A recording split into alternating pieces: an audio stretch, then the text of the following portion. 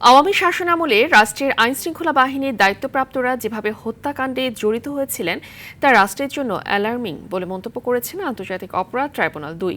দুপুরে ট্রাইব্যুনালের কক্সবাজারে ক্রসফায়ারে একরামুল হত্যা মামলায় শেখ হাসিনা ও তৎকালীন র্যাব কর্মকর্তা সহ ১১ জনের বিরুদ্ধে আনুষ্ঠানিক অভিযোগ দাখিল করলে এমন মন্তব্য করে ট্রাইব্যুনাল।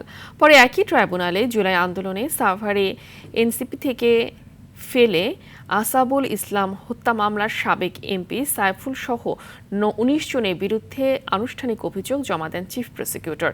দুটি মামলায় পরবর্তী শুনানি ২৫ আগস্ট। এদিকে ট্রাইব্যুনাল ১-এ শতাধিক মানুষকে গুম খুনের মামলায় সাবেক সেনা কর্মকর্তা জিয়াউল আহসানের বিরুদ্ধে সাক্ষ্য গ্রহণ চলছে।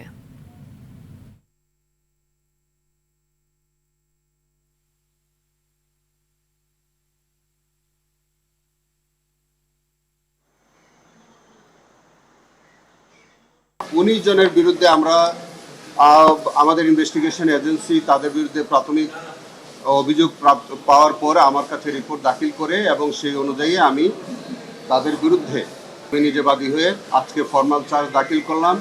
আগামী ২৬/৮ তারিখে এটি পরবর্তী এই প্রতিবেদন মানে এক্সিকিউশন রিপোর্টের জন্য দিন ধার্য করেছে।